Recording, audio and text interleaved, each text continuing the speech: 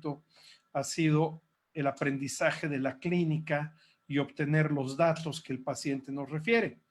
Más aún los ginecobstetras, que tienen una oportunidad aún mayor de conversar con sus pacientes, charlar con ellos, y en los 20, 30, 40 minutos, una hora que dura lo que considero yo un acto íntimo, que es la consulta, ¿sí? Al paciente, logran ustedes capturar no solo la atención de su paciente, lo más importante, capturan la confianza de esa paciente, ¿verdad?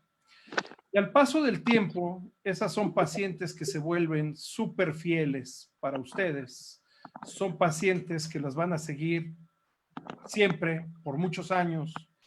Y me atrevo a pensar, porque lo he conversado con muchísimos amigos ginecobstetras, ¿sí? Quizá es la especialidad que más le permite al médico ir creciendo, y aunque no es peyorativa mi palabra, hasta envejeciendo junto con sus pacientes. Probablemente aquellas pacientes de las que hoy cuidaron su embarazo, más adelante serán las pacientes que verán en la perimenopausia y en la menopausia, que tendrán que atender en los síndromes climatéricos y demás, ¿sí?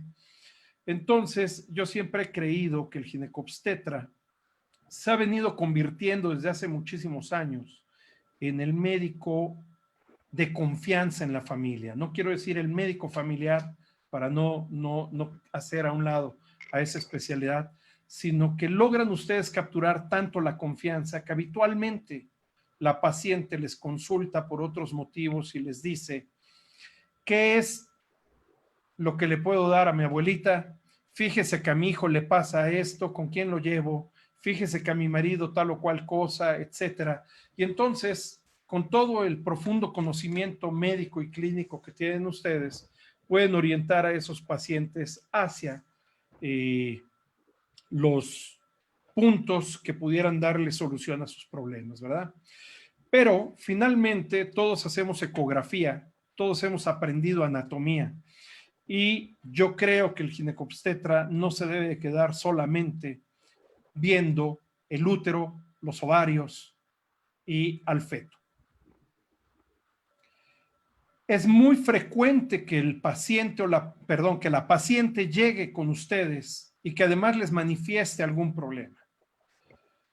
Y si yo lanzara la pregunta al público en general, ¿sí? Habitualmente la causa por la que una paciente les empieza a preguntar de otras áreas, generalmente es el dolor. Y es el dolor a nivel abdominal. Y si nos centramos solamente en la parte obstétrica, ¿sí? Recordemos que son muchas las afecciones que se van dando a la paciente en el tiempo de la gestación, en el tiempo de crecimiento intrauterino, ¿sí? En el tiempo en que ese útero crece, comprime y rechaza otras estructuras, además de todos los cambios metabólicos que en la paciente se están dando, ¿sí? Junto con la gestación misma. Entonces, por lo menos en los cursos que yo he tenido el placer y el honor de dirigir, en aquellos que han estado conmigo, médicos ginecobstetras, yo siempre les he enseñado a evaluar abdomen y además otra estructura que se me hace importantísima que tienen que ver los ginecobstetras, que es por supuesto la glándula tiroides, íntimamente relacionada o asociada a muchas manifestaciones y problemas ginecológicos.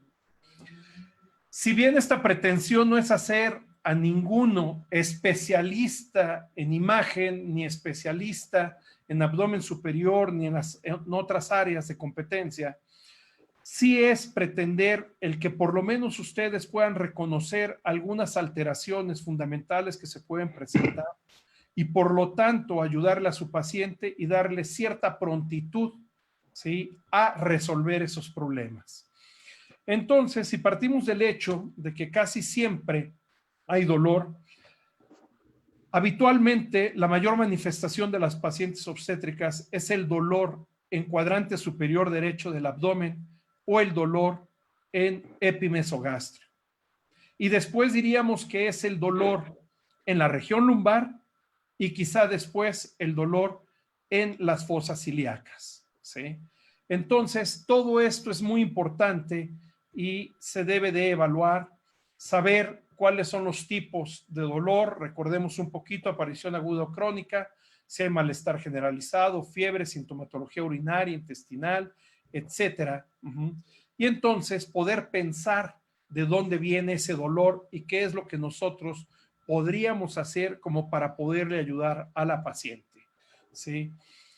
¿Cuál es la historia de esa paciente? ¿Sí? Y muchas otras situaciones que podríamos encontrar, pero no es infrecuente que aún la paciente se presente con ictericia y con otros signos, con otros síntomas: temperatura alta, frecuencia cardíaca elevada, ¿sí? Una presión sanguínea variable, etcétera.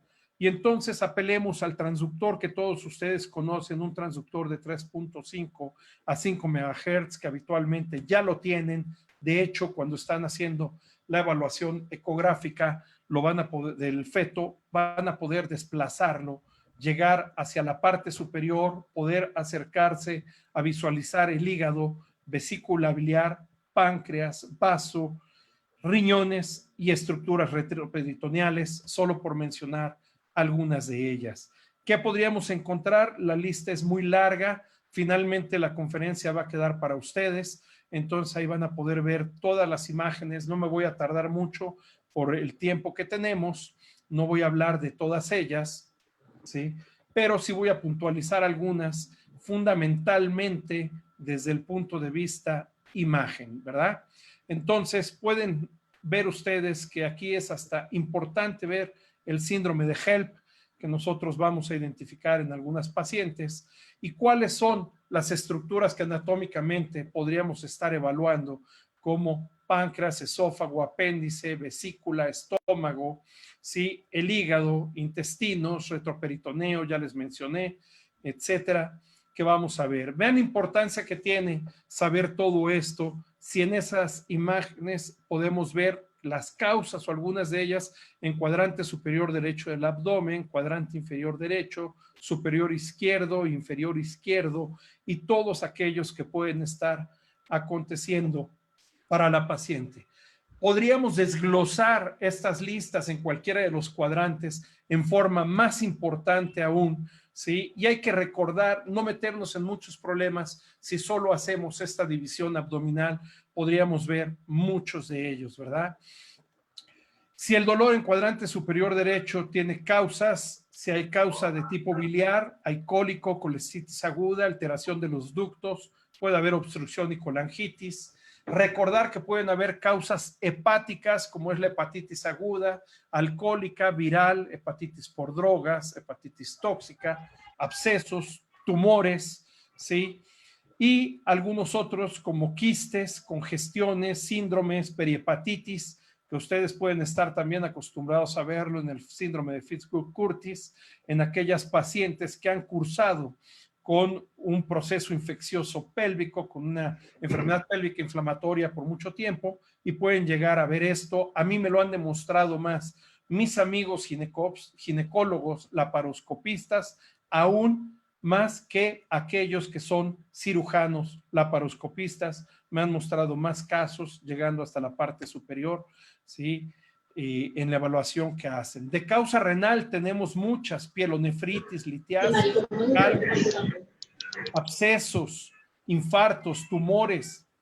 Las intestinales, a veces un poquito más difíciles de ver por ecografía, pero tenemos úlceras, obstrucciones, intestinos irritables, colitis, ileitis, tumores. Y también tendríamos que pensar Doctor Taboada, perdón un momento, agradecemos a todos silenciar su micrófono. Vamos a dar 20 segundos, por favor, para eso.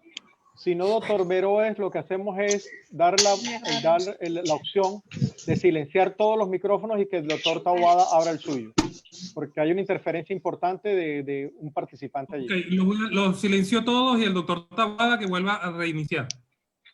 Perfecto, por favor.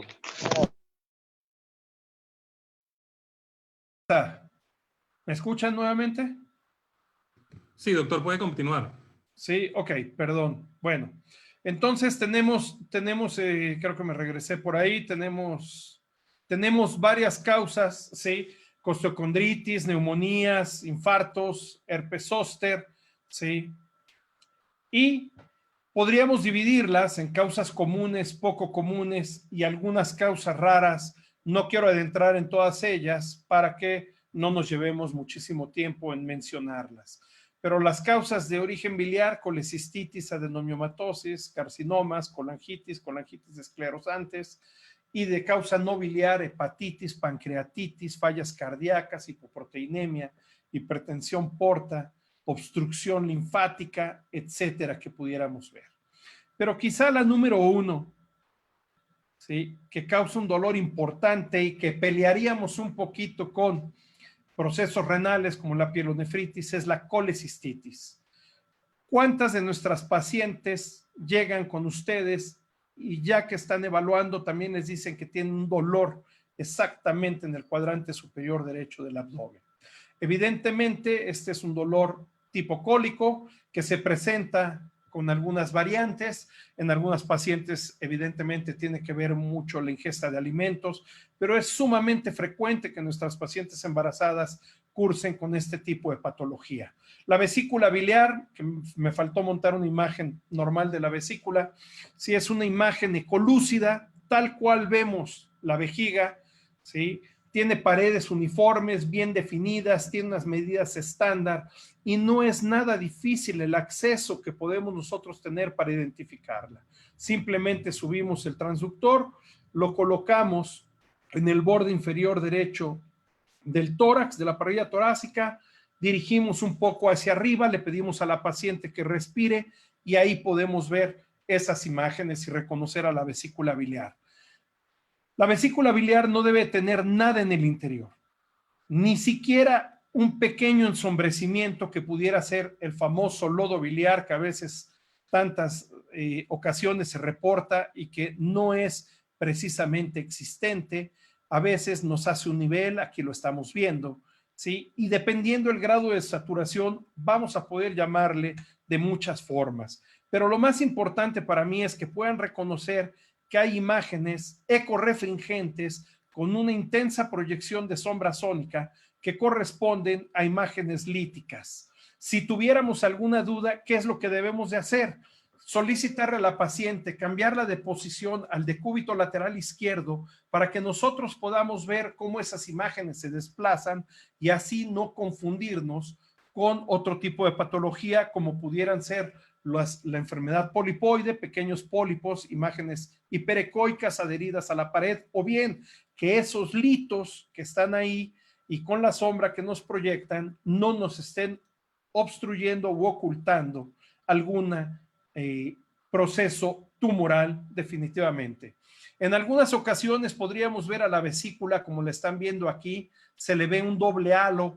Ahí tenemos que pensar en un proceso inflamatorio o bien tendríamos que pensar si la paciente ha ingerido alimento. Si ingiere el alimento pocas horas antes de la visita con nosotros, la vesícula se vacía y es muy frecuente que veamos ese engrosamiento de las paredes. Pero si no, ya desde ahí podríamos estar haciendo el diagnóstico de una colecistitis, un proceso inflamatorio agudo, como está marcado en estas imágenes tridimensionales. Nuevamente, les muestro vesícula que tiene gran cantidad de imágenes hiperecoicas y ecorrefringentes con una intensa proyección de sombra sónica posterior. Ven ustedes diferente situación de las imágenes porque he cambiado de posición a la paciente para que ustedes lo puedan ver, ¿sí? Y en algunas ocasiones, cuidado, no vemos esa imagen ecolúcida de las que les he estado hablando, y lo que podríamos ver es una imagen hiperecoica que se encuentra exactamente debajo del hígado en lo que conocemos como el lecho vesicular, proyecta sombra sónica posterior y aquí viene algo muy importante, mucho cuidado. No confundir con asa intestinal. En algunas ocasiones es la misma proyección que podríamos encontrar del colon, gas en el colon o del duodeno y las primeras porciones de intestino delgado y pudieran estarnos proyectando ese tipo de sombra y malamente confundirnos.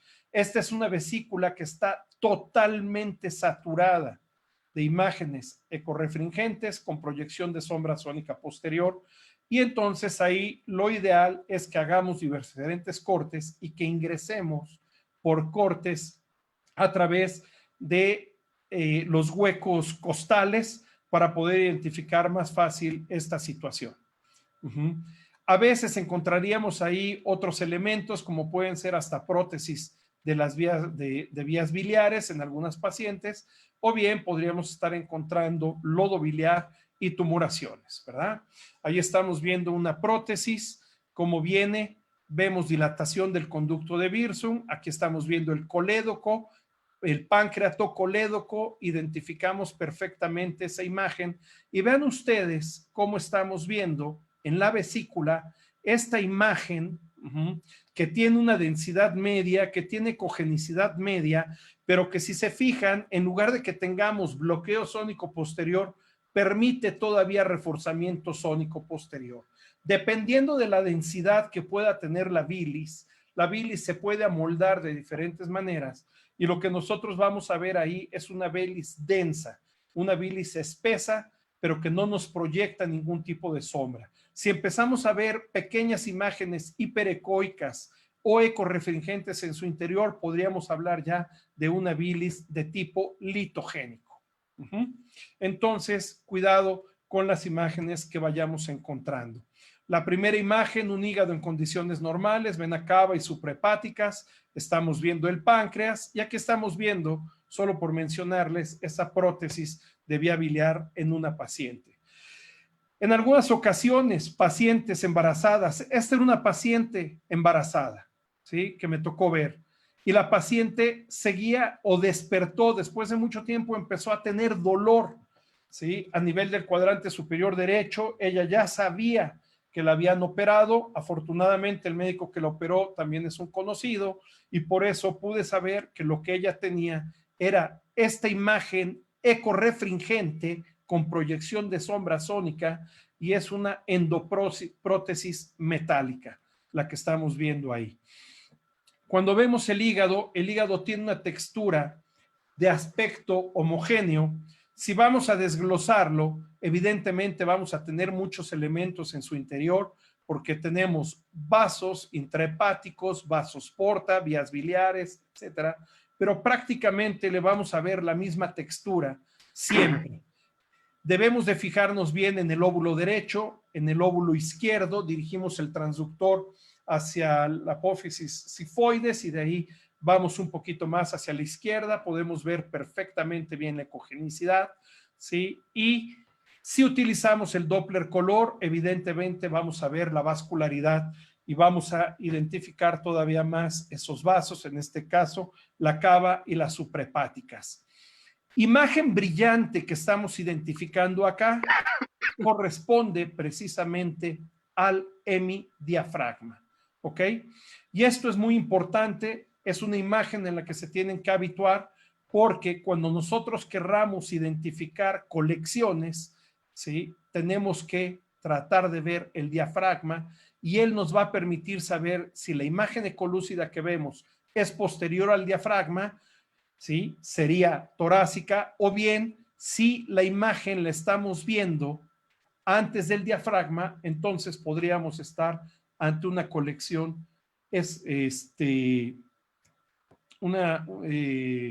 me fue la palabra en este momento, que podría estar asociada, o sea, de tipo intraparenquimatosa, ¿sí? O que puede ser subcapsular y entonces sería una colección que pudiese estar asociada a un hematoma, como ocurre en los casos de HELLP, ¿sí?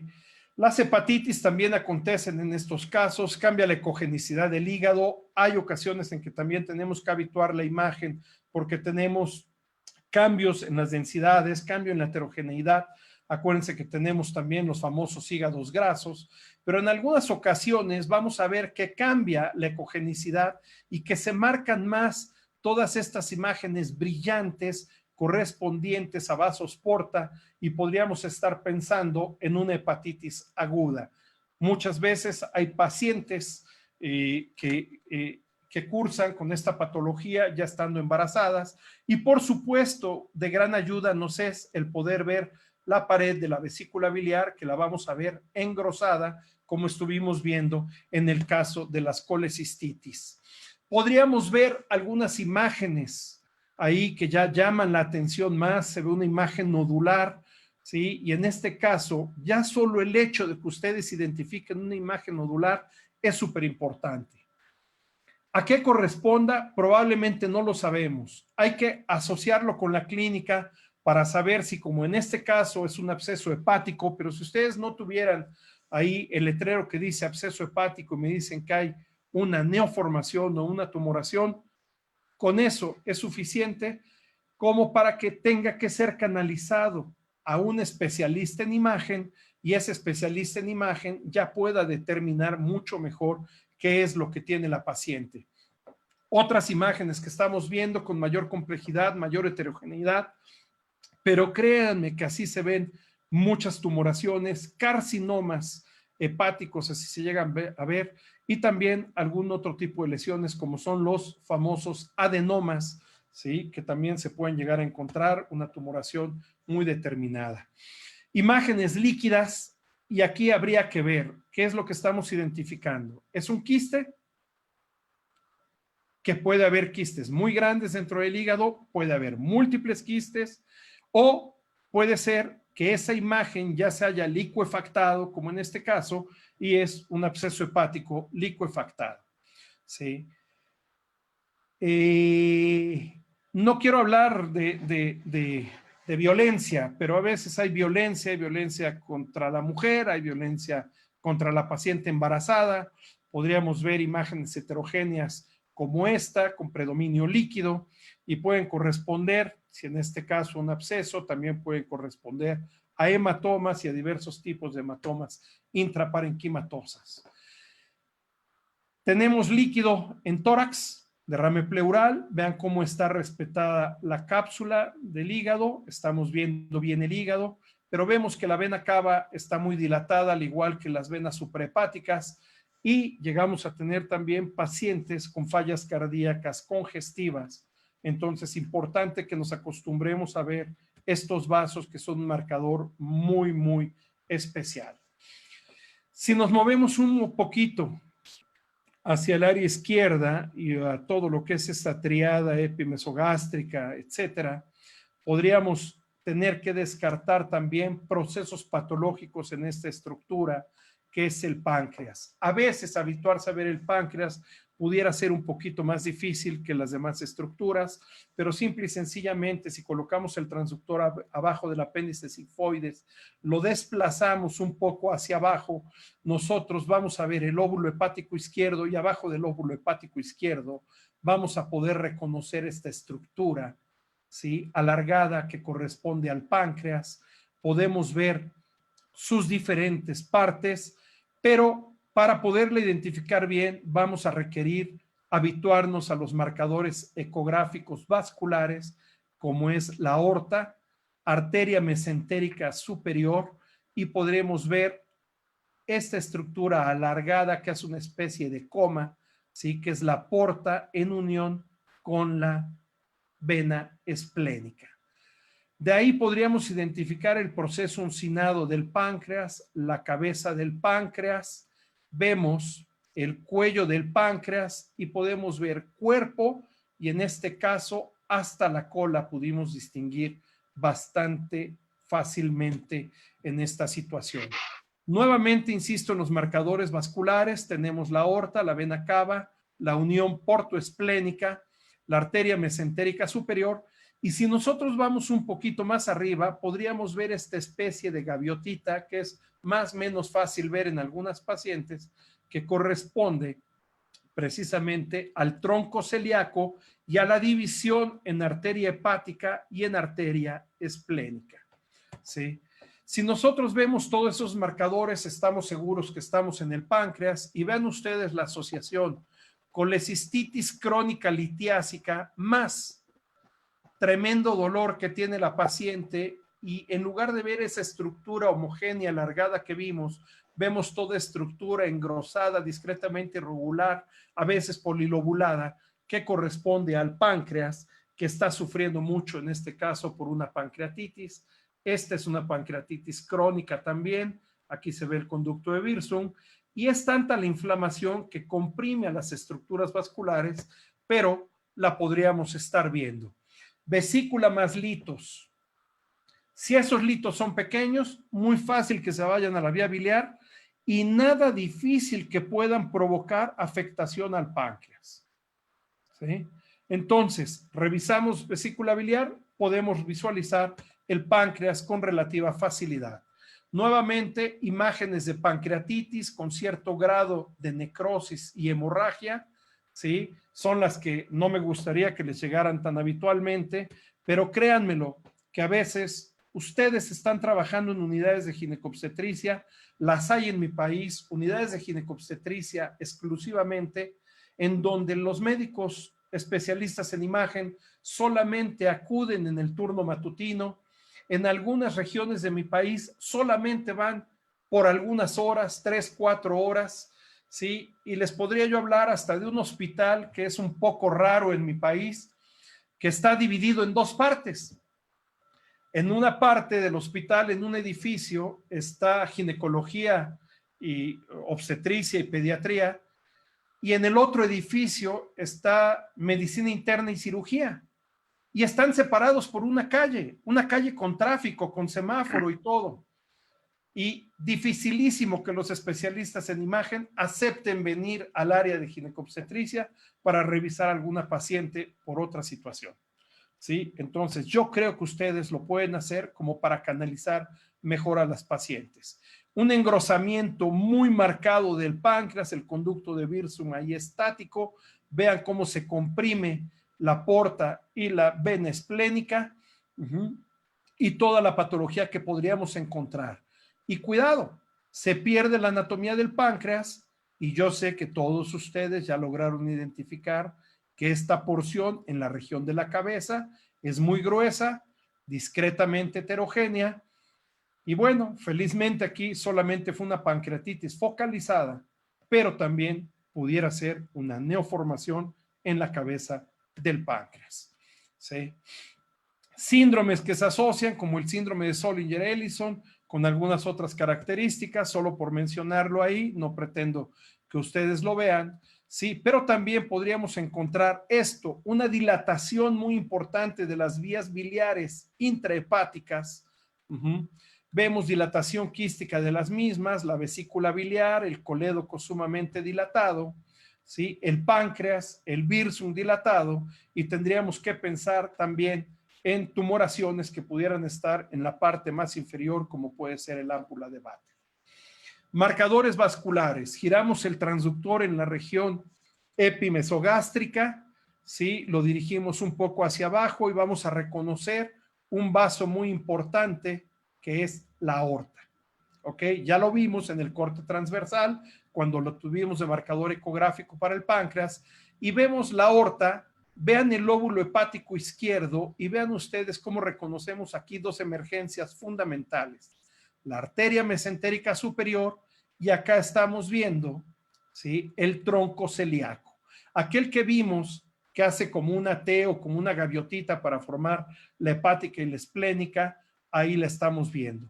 Y aquí podemos identificar con el Doppler color nuevamente esos vasos. Si hacemos el corte transversal, podemos ver la aorta, la vena cava, la columna, vamos descendiendo si tenemos cierto cuidado, si no es un embarazo muy avanzado, podemos ver precisamente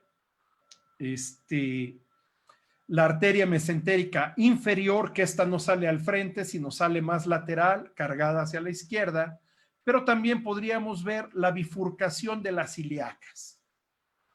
Ok. ¿Qué podríamos encontrar? Un sinfín de patología en esta zona, pero en algunas ocasiones ustedes pueden estar viendo que el útero va hacia adelante, que repercute un poco hacia adelante. ¿Por qué? Porque algo lo está impulsando atrás. Y a veces incluso pueden llegar a ver una tumoración en la parte posterior o más arriba del fondo del útero, yendo hacia la región mesogástrica o epimesogástrica. Y vean ustedes esa dilatación tan importante que corresponde a la arteria aorta. ¿Ok? Entonces, si ustedes llegan a reconocer una alteración como esta, estoy seguro que van a ser mucho más cuidadosos al momento de atender a esa paciente, al momento de decidir un parto o una cesárea, porque la paciente está presentando un aneurisma de la aorta abdominal.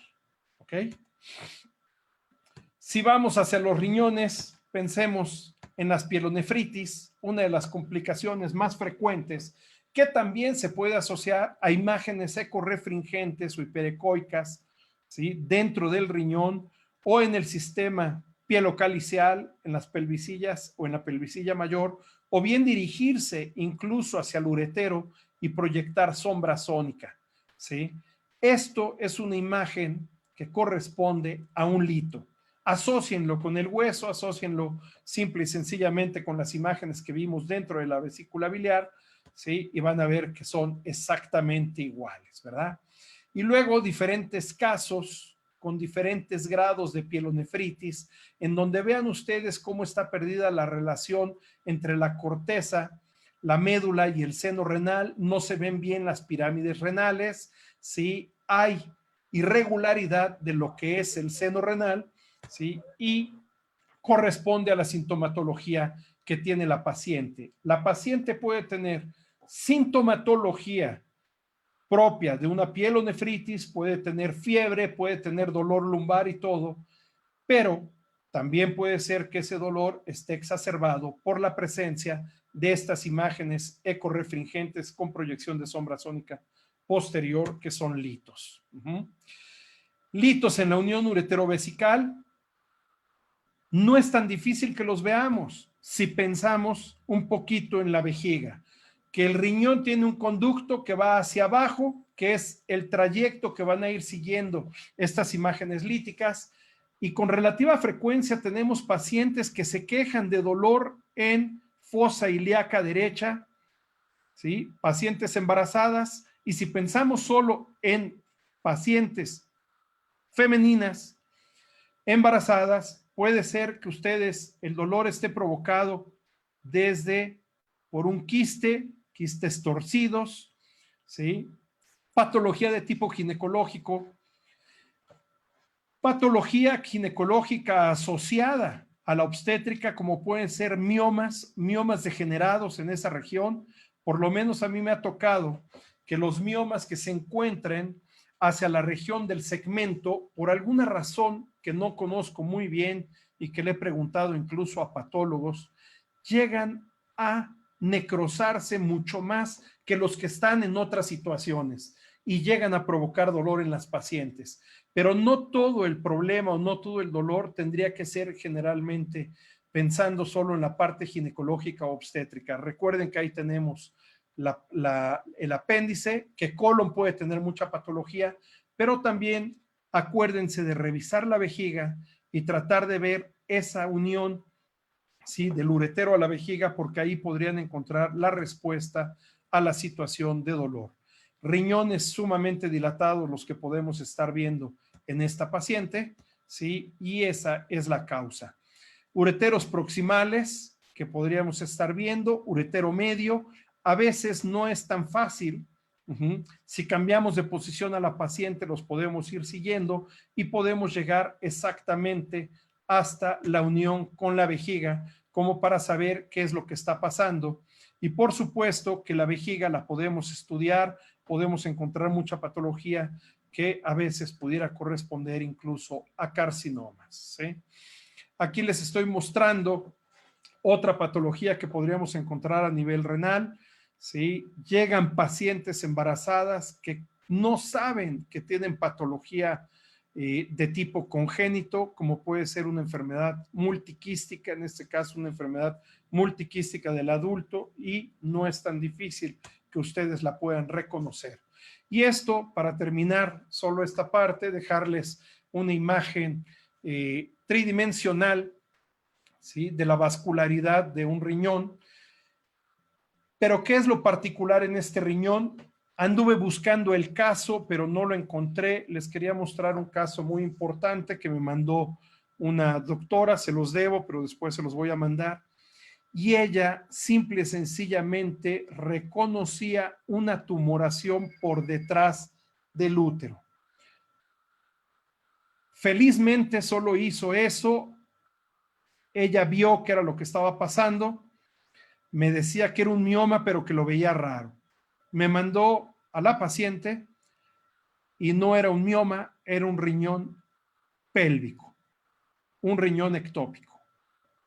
No ha faltado por ahí que en algunos lugares han descubierto una tumoración a nivel pélvica y de repente alguien con manos calientes y un cuchillo muy afilado entra, la retira y retira un riñón, no se da cuenta de lo que es. O a veces hay que pensar que también hay patología y malformaciones en estas zonas, ¿sí? Y una historia muy triste de un hospital aquí en el Bajío, una zona que ya tuvo la oportunidad Jesús Veroes y algunos médicos de conocer. Los residentes de ginecobstetricia encuentran una tumoración retroperitoneal después de haber hecho una cesárea. Le hablan a los residentes de cirugía, llegan los residentes de cirugía, retiran la tumoración y, oh sorpresa, horas después, la paciente anúrica.